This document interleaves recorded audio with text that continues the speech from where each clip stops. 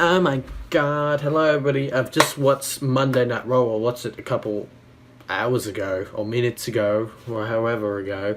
But now we're going to go through and gauge some nays from Monday Night Raw. Let's go. Alright, to kick us off for Monday Night fucking Raw was the segment when Kurt Angle came out and he started explaining things for the Survivor Series pay-per-view, and the one that I got most excited for when he said the tag team one, Seth Rollins and Dean Ambrose versus the Usos. I'm so hyped for that match.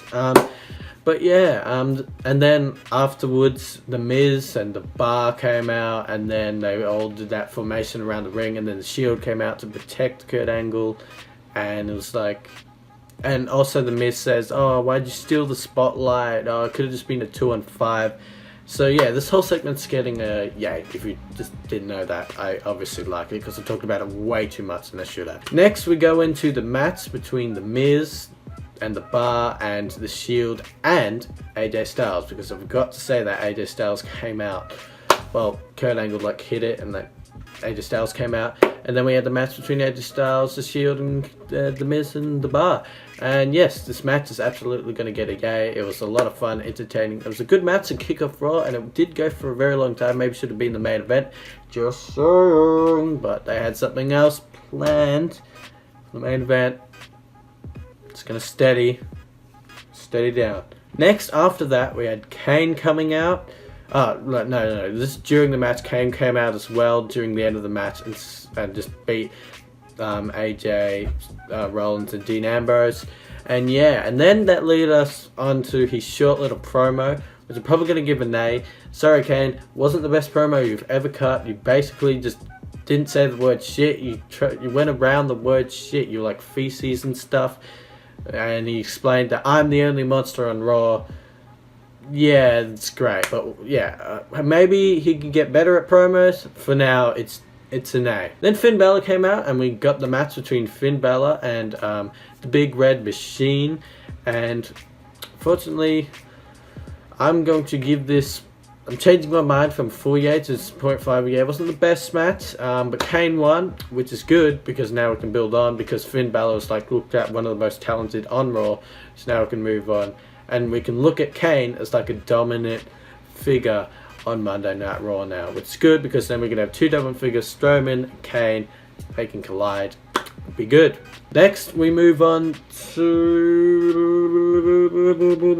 the segment between Mickie James, was it? Mickie James and Alexa Bliss. God, I have so much to remember, by the way.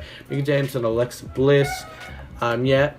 So Alexa Bliss just came out and said, "I just beat Mickie James, a basic future Hall of Famer." And then she just kept on talking about Mickie James, and then Mickie James came out, gave her a kick in the face, and said, "Yes, Bliss, you deserved it." And that is absolutely getting yay. Good feud. Good feud. Next we have, well, I'm not sure next, but I'm just doing it. Next we have the rematch between Oscar and Emma. Again, getting a yay. Wow, I have not given an... Oh, wait, yes, I have. I've given one. I forgot. Yes, it's absolutely getting yay. It was a good enough match. And again, Emma looks strong, but it was the same finish. Same finish. So that's what our finish is going to be for the rest of the year. You know, I'm fine.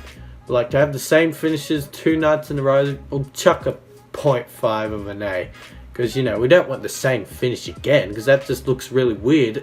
The same night, it looks like the same thing happened.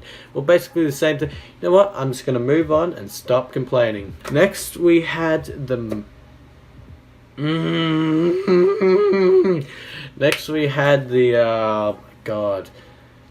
the segment. No, the match. I'm just going to go for the match that I remember between Jason Jordan and Elias. Yes, Jason Jordan and Elias had another match, and it was just so weird. It's getting a nay. I hate this feud so much. I hate it.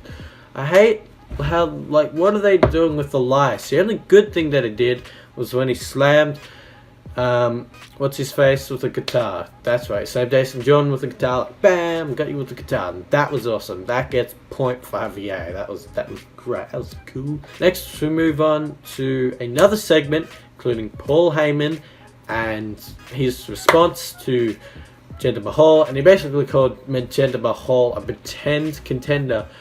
I mean, a pretend championship. Like, he's not the real champion. He shouldn't be the real champion. He barely wins matches. Over on Raw, though, you know, the flagship show, this guy, Brock Lesnar, just beats everyone by himself. Doesn't need anyone's help. Just nothing else. And, yeah, it's basically true. This one gets yay because I love how much he confessed to it. I'm not sure about the match, though. Not sure about the match. Talk about another match. We move on to a triple threat match between Sasha Banks and Alicia Fox and Bayley. This is to decide who was going to be the captain of the Raw Women's team for Survivor Series. Guess who won? Alicia Fox. Nay. Next we had the match, and next we have another match between. We had the 10-man tag team match in the cruiserweights. Unfortunately, like, it was good, but considering they just chucked 10 people, Kalisto's team and the Zoe Train, just chucked them in there, just gonna get an A. I mean, yeah, I do want to watch the show, no doubt about it. But if you're gonna chuck 10 people in there to make me see, like, look, here are the cruiserweights, no. Just get like a one-on-one or a tag team. That's enough. You don't need a 10. You know what? It's fine. We'll move on. And lastly, we had the segment, another Survivor Series segment where Kurt Angle was meant to announce the 5 men for the Raw, and then Shane O'Mac came down. And before there was the segment where he said Raw's going to go under siege, he came down with all the SmackDown people, including AJ Styles, obviously, because he was already there. And then, like, he went under siege, and then he told them to go attack every Raw member, and that's what they did, and that is absolutely getting EA, because I love it how they've done it early, so now we don't know what's going to happen during the course of the 3 weeks, because normally something like this would happen during, well, close to the pay-per-view, but they've done it further away from the pay-per-view, so now it leaves a suspense for what happens in the next 4 weeks. Who knows what's going to happen on tomorrow's night SmackDown? There's only one way of watching to find out by watching it. So yeah, that was the scores for Monday Night Raw after TLC. It was pretty average, but doesn't matter because it was good. See you later.